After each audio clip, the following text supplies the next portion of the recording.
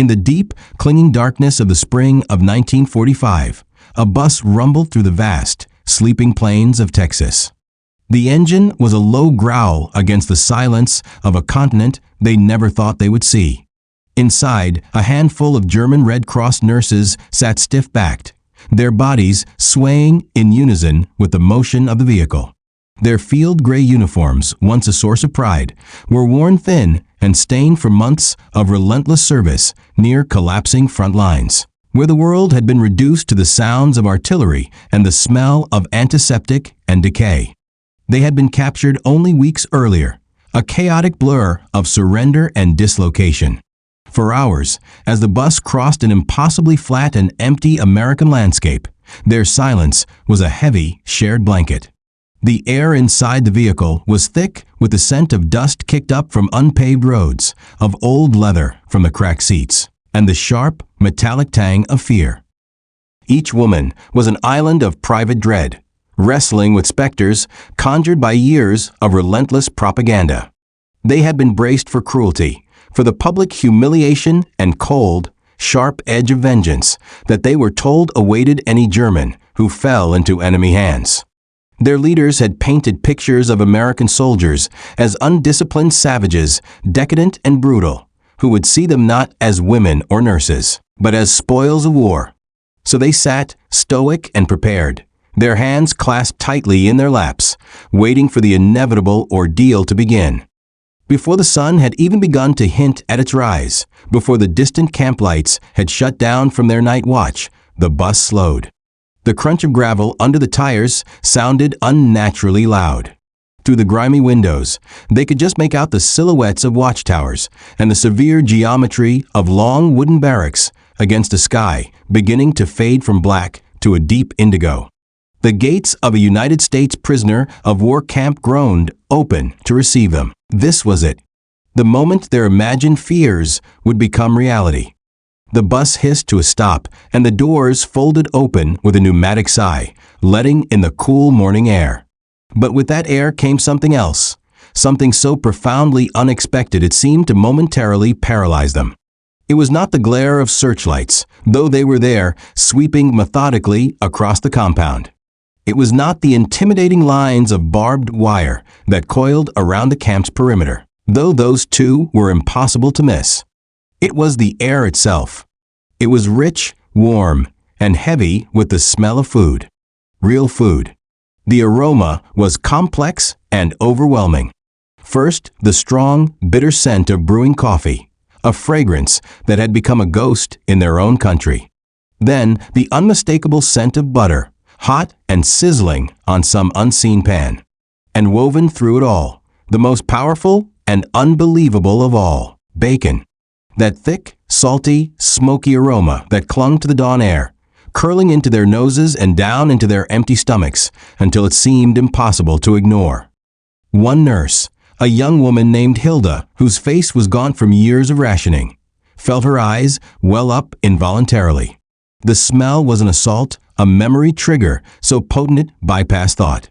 She whispered under her breath, so faintly that only the woman next to her could hear, "Fleisch." Meat. Her companion, an older nurse named Erica, could only shake her head, a disbelieving, almost hysterical laugh caught in her throat. Meat had become a memory back home, a myth from a time before the war. Their meals for years had been a daily contest of survival, bread stretched with sawdust, watery soups boiled from vegetable peels and bone scraps. Even the children of Germany no longer truly remembered the taste of pork.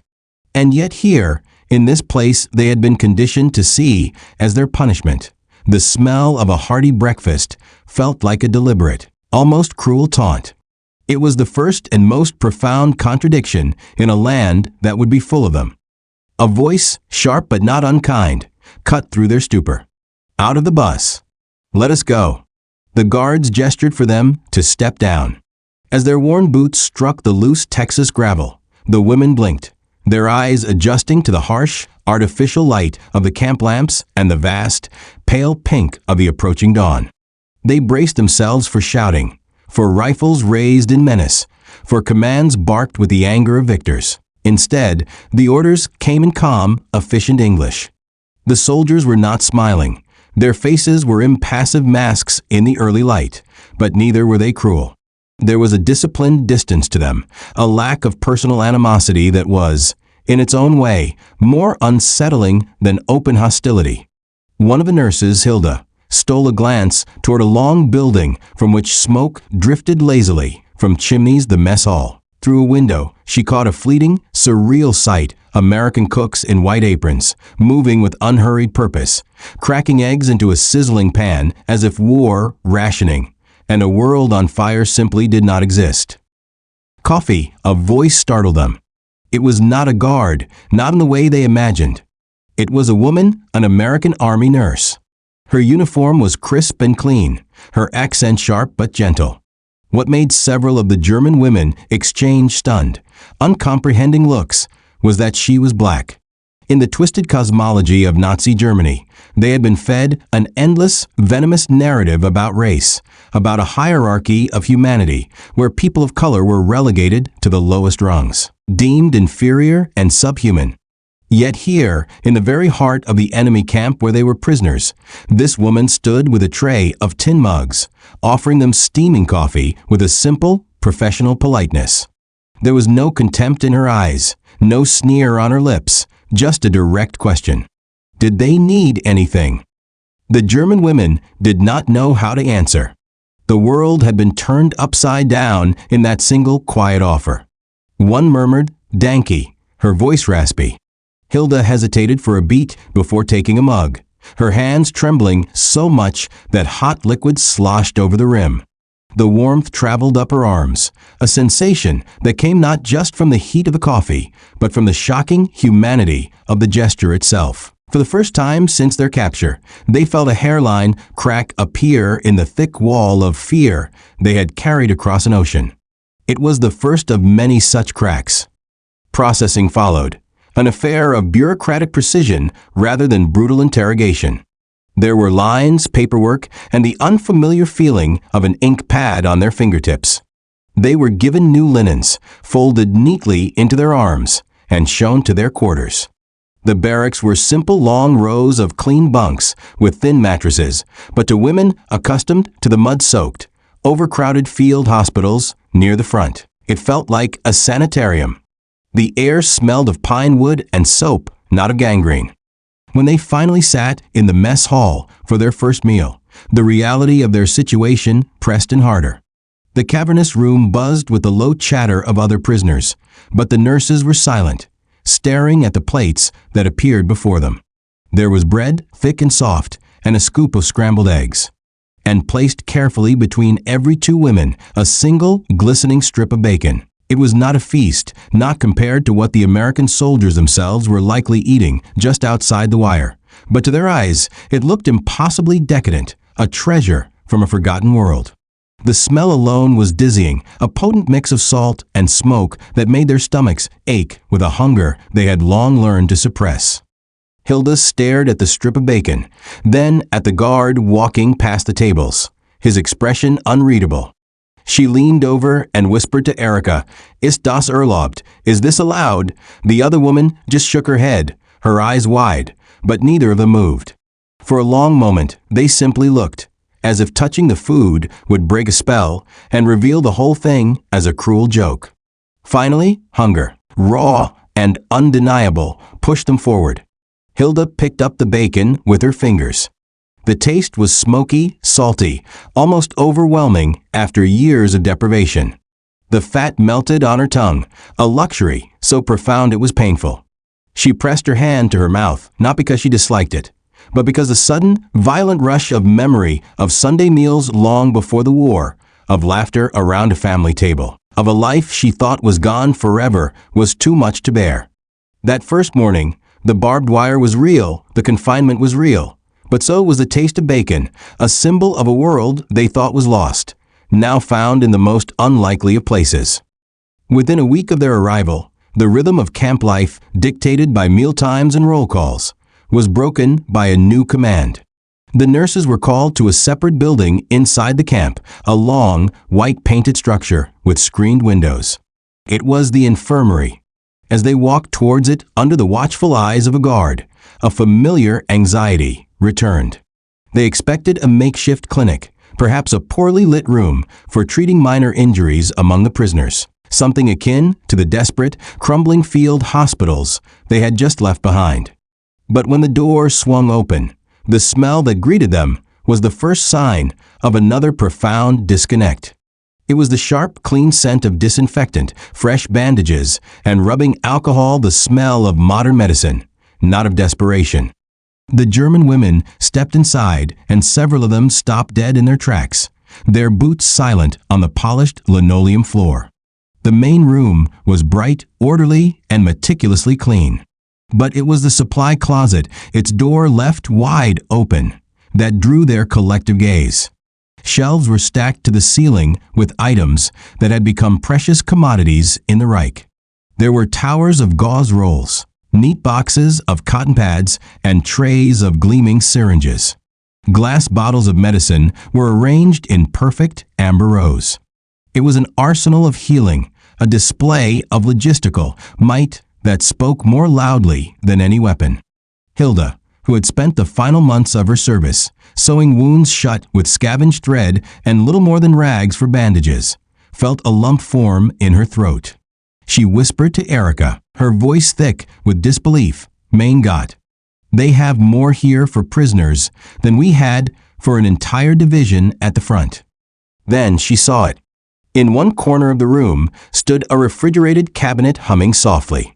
Through its glass door, she could see dozens of small vials neatly arranged on metal racks. Penicillin.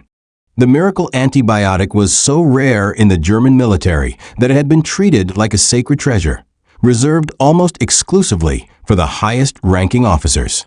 She had watched countless young soldiers, boys barely old enough to shave, die from infections that this drug could have cured in days. To see it here, available in quantities that seemed to defy reason, was almost unbearable. It felt less like a supply cabinet and more like a monument to her country's defeat. The American staff, a mix of doctors and nurses, wasted no time. A tall woman with auburn hair and a no-nonsense expression approached them. Her name tag read Margaret. She noticed their stunned stares at the shelves and spoke in deliberate, clear English, slow enough for them to follow. "You will help here. You are nurses. We have work for you." Her tone was firm, devoid of warmth, but also free of malice. It was the voice of a professional addressing other professionals. No shortages. No excuses. Then she placed a box of sterile bandages into Erica's arms and gestured toward a bed where a fellow German POW lay recovering from pneumonia. Under guard, the German women were instructed to assist with routine care, cleaning equipment, changing sheets, preparing basic supplies. The rules were clear. They were not to handle controlled substances like morphine or the precious penicillin without direct supervision. But even the simplest tasks revealed the chasm of abundance. The work itself was a strange relief. To feel useful again, to have a purpose beyond waiting and eating, was a balm to their spirits. It was familiar territory. Yet the context was a constant torment. In the collapsing Reich, hospitals had become halls of frantic improvisation, where surgeons used whatever scraps they could find, and infection was a death sentence. Here, even for enemy prisoners, there was an established standard of care that was quietly, relentlessly upheld. The contrast gnawed at them, sparking conversations in hushed German as they worked. One day, while preparing linens, a younger nurse named Marta asked a fresh-faced American medic, "Why so much? Don't your soldiers need all of this at the front?" The medic, barely out of his teens, shrugged as he checked a patient's chart. "Factories keep making it. Guess there is more than enough to go around." The casual, almost dismissive way he said it stunned her into silence. Factories still standing. More than enough. In Germany, the factories lay in rubble, and the very concept of enough had ceased to exist. Back in their barracks that night, the nurses spoke of what they had seen. Erica could not stop describing the shelves. "Do you understand?" she insisted, her voice low and intense. They treat every life here, even ours, like it still matters. Marta, ever the skeptic, shook her head. Perhaps it is all for show. To make us talk when we go home. But even as she said it, she knew the abundance was too real, too deeply integrated to be a mere performance. No show could conjure shelves stocked so casually with the very medicines that Europe now bled for. Life in the camp soon stretched beyond the predictable comforts of food and the purposeful duties of the hospital. Captivity, the women discovered, was not a singular, monolithic state of being. It was a mosaic assembled from countless small moments that pressed against their beliefs more sharply than any bayonet. These were not moments of overt violence, but of quiet, persistent contradiction encounters that simply did not fit the crude, terrifying picture of America that had been painted for them back in Germany. The first and most jarring of these occurred during the daily ritual of roll call. The prisoners were lined up in the dusty yard under the unforgiving Texas sun. Among the guards overseeing the count was a black American soldier. His uniform was impeccably pressed, his posture ramrod straight, and his voice was deep and commanding as he read the German names from his clipboard. The German nurses, standing in their neat rows, exchanged quick, almost fearful glances. The entire edifice of their Reich, the ideology for which millions had died, was built on the violent assertion that men like him were lesser, incapable, even dangerous. Yet here he was, an undeniable figure of authority, carrying himself with the same measured discipline as his white counterparts. When one male prisoner stumbled over the pronunciation of his own name, the guard corrected him without malice, his tone even and professional, before simply moving down the list. The order was efficient, not cruel. The transaction was devoid of the racial animus they had been taught was natural and necessary. It was simply a soldier doing his job, and that very normality was a profound challenge. Later, in the infirmary, the unsettling lessons continued. The same black nurse who had offered them coffee on their first day returned to check on a German POW suffering from a high fever. Her hands were steady, her manner calm and focused as she took his pulse and made a note on his chart. She spoke softly, instructing Hilda to fetch a basin of cool water and fresh linens. Hilda did so without hesitation, her body responding to the professional command with the instinct of a fellow nurse. It was only afterward, as she watched the American woman gently bathe the sick man's forehead, that she paused, unsettled by her own seamless compliance. That evening, she whispered to Erica in the darkness of their barracks everything they taught us about race. Every poster, every speech. It was a lie. Erica lay silent for a long moment in the bunk above before her voice came back, barely audible. It must have been. Even the guards' general behavior puzzled them. The men were firm, enforcing the rules without exception, but they did not seem to take pleasure in their power. They were not sadistic. One blistering hot afternoon, a guard approached Marta after noticing she had torn the hem of her uniform sleeve on a stray nail. He disappeared briefly into the supply shed and returned with a small sewing kit, a spool of thread, a needle, and a thimble. "Fix it," he said simply, handing it to her. Marta, who had been the most vocal skeptic, was stunned into silence, managing only a quiet "Danke" in broken English. That night, she told the others, her voice carrying a mixture of disbelief and a strange, frustrated anger. "They treat us like people," she said, as if the kindness itself was an insult to the worldview she was desperately trying to maintain.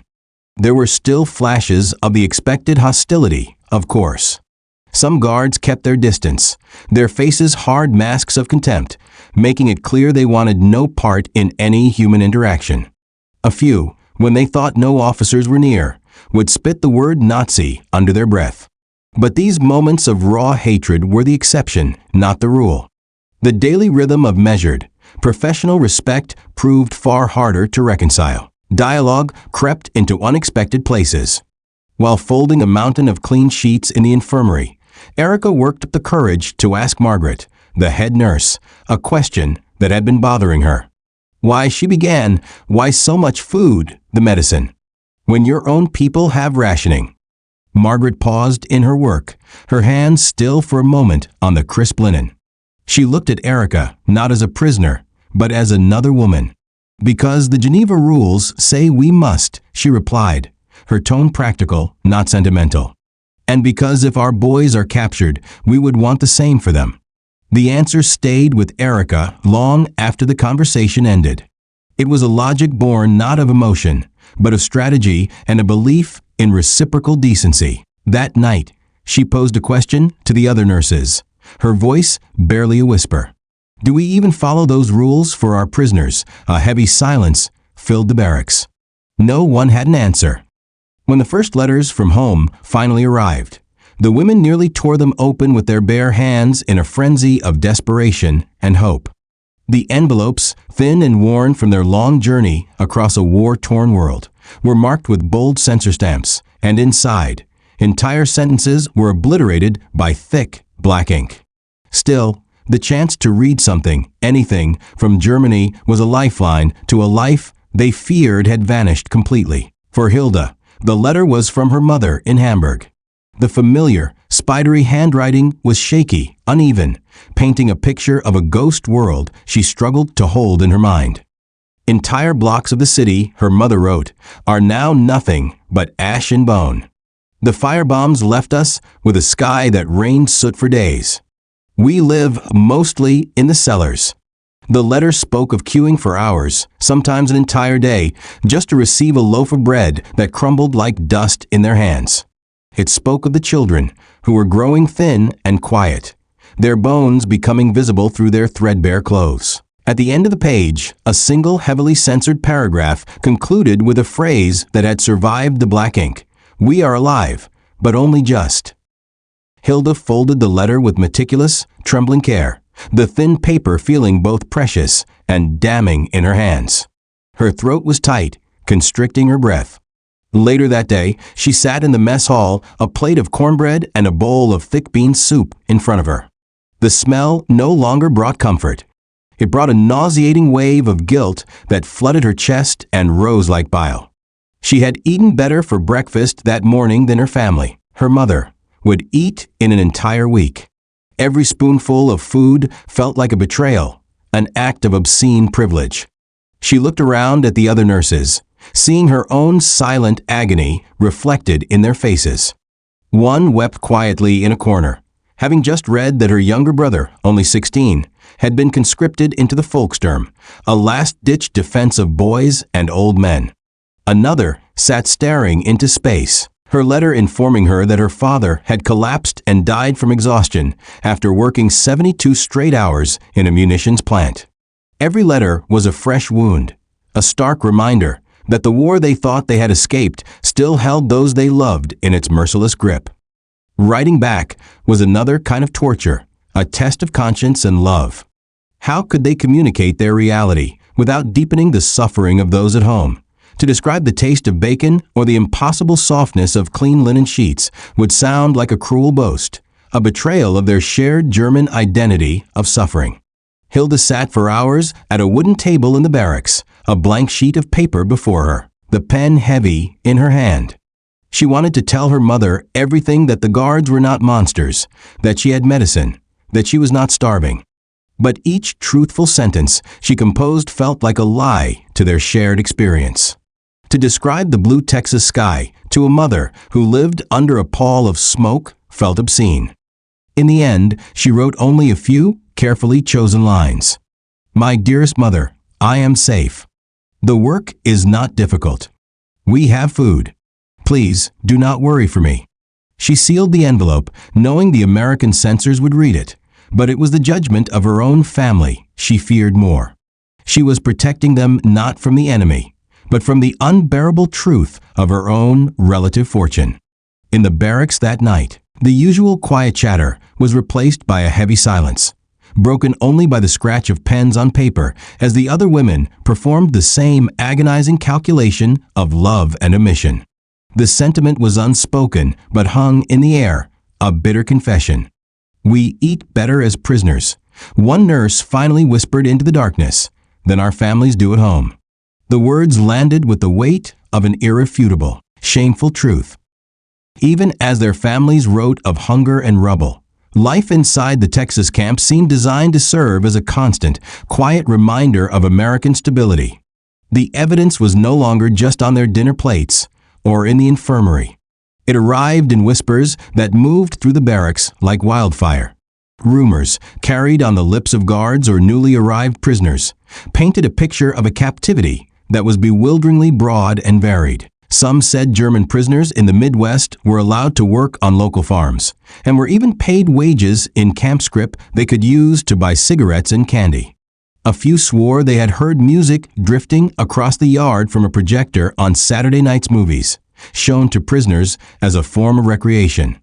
At first, the nurses dismissed these as fantasy, morale-boosting tales meant to soften the hard edges of confinement. But then, one afternoon, a guard, complaining about the heat, mentioned casually that some of the male POWs in a camp further north were taken out by truck each day to harvest cotton. Good workers, from what I hear, he muttered, wiping sweat from his brow. Almost too comfortable, if you ask me. The women looked at each other, stunned. To be allowed outside the wire, to touch the soil of America, to participate in its economy, even in a small way, it was unimaginable. That night, around the barracks tables, the rumors sparked a fierce debate. Erica leaned in, her eyes alight with the implications. If they trust prisoners to work on their farms, she whispered, then what is this war really to them? We were told they were monsters who would treat us like animals. Marta, ever the pragmatist, crossed her arms, her expression a mask of suspicion. Maybe that is their most clever trick, Erica. Make us soft. Make us forget who we are so that we are easier to manage. But even as she spoke, she knew that the bacon, the clean beds, and the life-saving medicine were not illusions. Slowly, they began to piece together a wider understanding. Their camp in Texas was just one small island in a vast, sprawling archipelago of containment.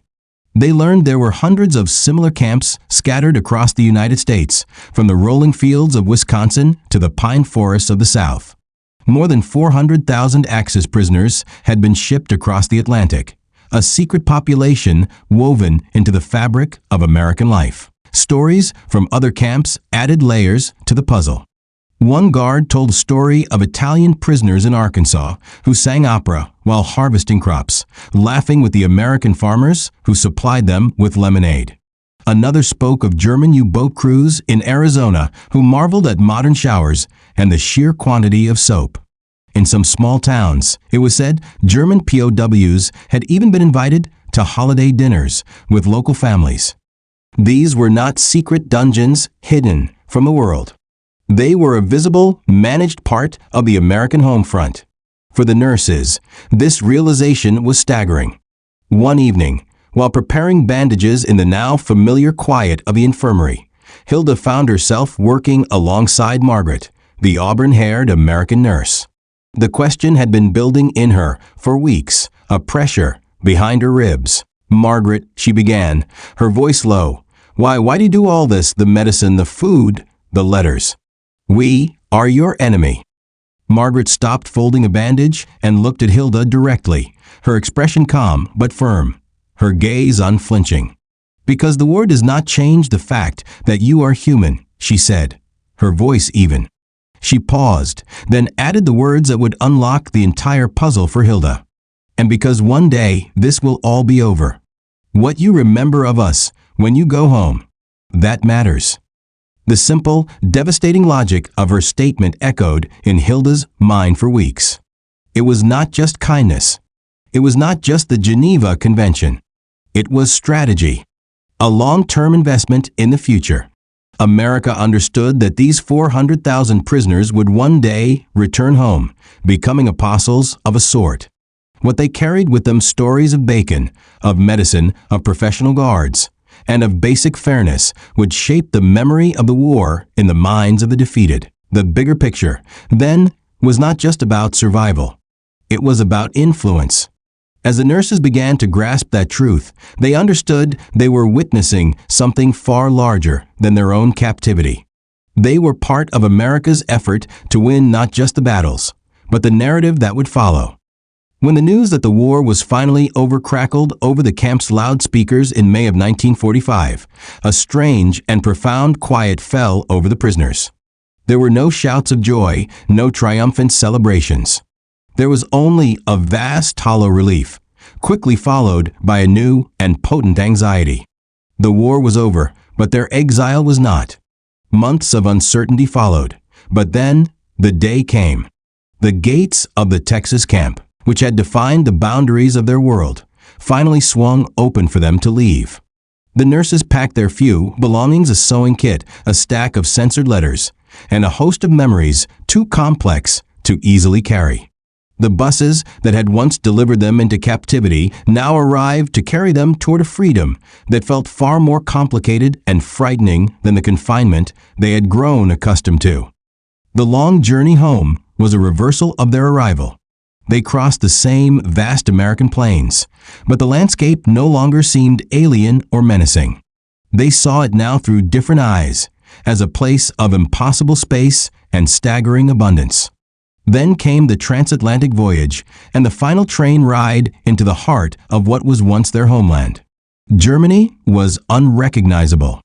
The bus that had smelled of dust and fear now carried them into a world that smelled of cold ash, damp rubble, and decay. Cities like Hamburg, Dresden, and Berlin were skeletal ruins, their skylines scarred by the jagged teeth of bombed-out buildings and collapsed cathedrals. The vibrant urban centers they remembered were gone, replaced by sprawling landscapes of debris where gaunt figures picked their way through the wreckage. Hunger was a visible plague. On the streets, they saw faces hollowed out by starvation and ration lines that stretched for hours, often ending with nothing. They saw families trading precious heirlooms for a single potato or a loaf of bread. For the women who had spent months, sometimes years, inside American camps, the return was not just a shock. It was a form of grief. The memories they carried of coffee poured without hesitation, of bacon sizzling in the morning air, of shelves groaning with life-saving medicine, now felt like they belonged to another person, another lifetime. To even think of them here, amidst this pervasive misery, felt like an obscenity. Hilda later confided in Erica, her voice barely a whisper, as they stood looking over the ruins of what was once a bustling Hamburg neighborhood. "I always thought captivity would be the thing that stripped me of my dignity," she said, her throat tight. "Instead, I found it there in that strange, orderly place. I lost it the day I came home." What she meant was not a disloyalty to her country, but a devastating recognition. In the camp, there had been rules, order, and a guarantee of their next meal. Their value as human beings was, at a minimum, acknowledged by their captors. Here, in the desperate, chaotic scramble for survival, that basic dignity was a luxury. She had seen a woman, her face streaked with soot, viciously beaten by a man for a single fallen apple. That was the new Germany. For years afterward, many of the women kept a careful, guarded silence about their experiences. In the grim reality of occupied Germany, their stories were dangerous. To their own starving, traumatized people, a story that painted America in too favorable a light was not a message of hope, but an unbearable insult. It could brand one as weak, naive, or even worse, a collaborator who had forgotten their own people's suffering. Their unique experience, instead of being a bridge to understanding, became a wall that isolated them. They were caught between two worlds, the ruined one they had returned to, and the one of unbelievable abundance they had left behind, a world no one here would ever believe existed. Years later, long after the gates of the Texas camp had rusted shut and the war had receded into the monochrome pages of history, the question that lingered most for the women was not about propaganda or politics. It was about memory and the strange, contradictory lessons they carried home from a land they once thought was their mortal enemy. Time smoothed the sharp edges of the trauma, but it sharpened the clarity of what they had witnessed. In the newly rebuilt but divided Germany, they never spoke openly or publicly about their experiences. It was too complex, too easily misunderstood. But within the quiet sanctity of their own families, in whispered conversations over kitchen tables, the stories surfaced. They became a kind of private folklore, passed down to children and grandchildren who grew up in a world of peace and prosperity. They were stories of a barbed wire fence that surrounded not brutality, but the unbelievable smell of breakfast. Stories of stern-faced guards who enforced discipline but offered sewing kits instead of blows. Stories of American nurses, black and white, who treated them not as the embodiment of a hated ideology, but simply as patients, as human beings. Marta, who had once been the most cynical, doubting every kindness as a trick, admitted decades later to her daughter that what she had witnessed in America had fundamentally changed her view of the world. "I spent a year waiting for the cruelty to show itself," she confessed, her voice thin with age. "I learned that even in war, the enemy is not always who you think. Sometimes, the enemy shows you more mercy than your own leaders ever did." The letters they had written, the rumors they had chased, the contradictions they had wrestled with, all of it coalesced into a greater realization that a flicker of humanity can survive even in the darkest of conflicts, but only if people make the conscious choice to practice it. The smell of bacon on that first Texas morning was never just about food. It became a symbol for everything that followed. It was a reminder that life, even in the depths of captivity, could still hold small, unexpected joys. It was a reminder that a simple, ordinary act of kindness, frying a meal for a hungry stranger, can break through the thickest walls of hate and lies. As old women, some of them told their grandchildren about those first disorienting hours in Texas. They spoke not with shame or bitterness, but with a sense of enduring wonder at the strangeness of finding dignity in an enemy's hands. One described walking past the mess hall and smelling that breakfast, and how for a single, surreal moment, she forgot she was a prisoner. Another told of the first time she saw a bottle of penicillin and realized that in this new world, at least, no soldier would be left to die for want of simple medicine. These stories, passed quietly through generations, became living proof that history is not just made of grand battles and political treaties, but of small, human moments that fundamentally change how people see one another.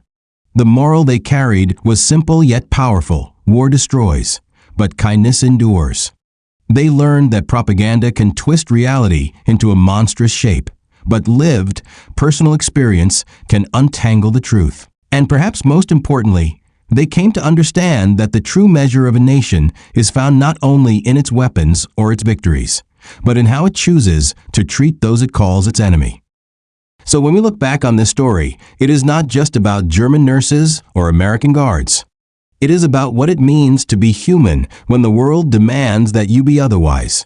It is about a smell drifting across a prison yard, ordinary to some, unforgettable to others, that reminded captives that they were still alive, still capable of feeling, and still worthy of a basic respect.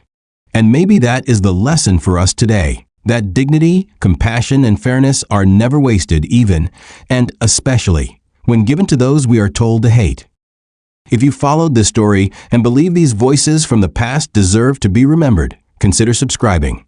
These are the moments that history often forgets, but together we can keep them alive.